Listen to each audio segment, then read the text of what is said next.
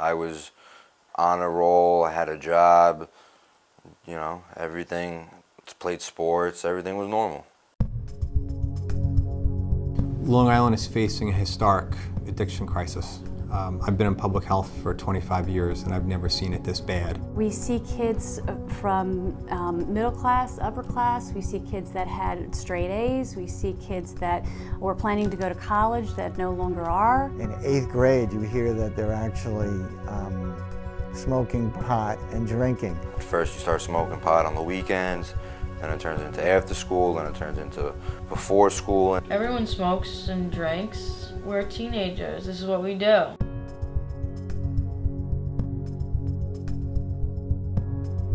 And nobody starts doing heroin. You start with the gateway drugs. They'll start off with a Vicodin, a Percocet, oxycodone. The #1 answer we get here is siblings. Where did you first get your prescription drugs?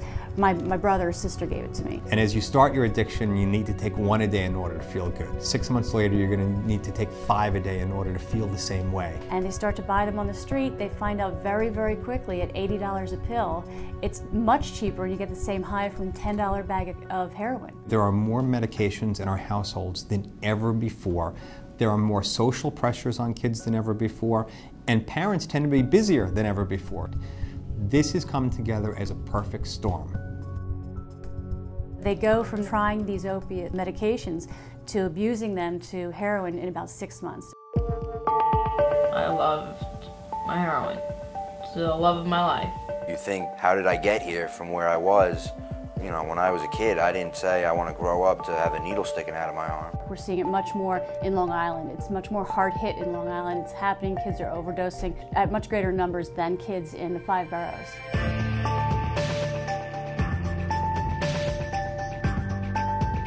Addiction doesn't happen overnight. It's progressive in nature. And so very often as parents, we never want to believe our kids are struggling. From 14 to almost 21 was spent getting high. So last time I was a normal person, I was 13. When somebody goes down the path and destroys their life,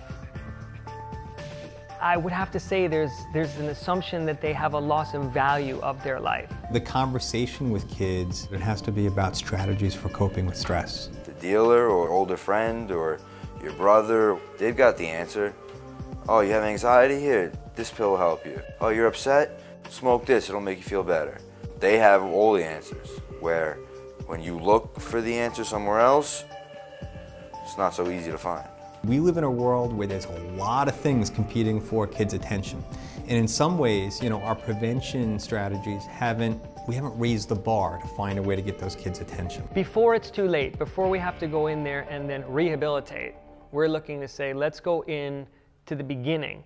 Not educate in the traditional sense of the 10 things you need to know about drug addiction, but educate in a way that says, you're going to know what's good, bad, right, and wrong. Not because somebody told you, but because you've realized it.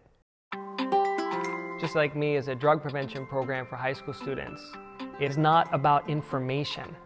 It's not about giving you facts and figures. It's about giving you an opportunity to learn for yourself. Dear Rob, this is the only class I've ever wanted to come to. It really encouraged me to put my heart into things and to talk to people more. I care so much about stuff now. I come home much earlier and I'm trying to reconnect with my family. The things that are learned are relevant. They matter. They're life-changing. They're life-affirming. I hate 9 o'clock because I love this class. It really is so much fun and so cool. One of the main reasons why I'm starting to love school. Simply saying to them, these drugs can kill you, don't do them, is not going to do it. Because they have a need. We all have an innate need to cope with whatever stress comes our way. Maybe if at a younger age I was taught to identify some of the feelings I was having, maybe I would have done something more productive and more healthy. Let's bring this up in conversation. Where is it? Why is it not talked about every day? We need something like this. The schools need something like this. Certainly, families need something like this. And most importantly, our kids need something like this.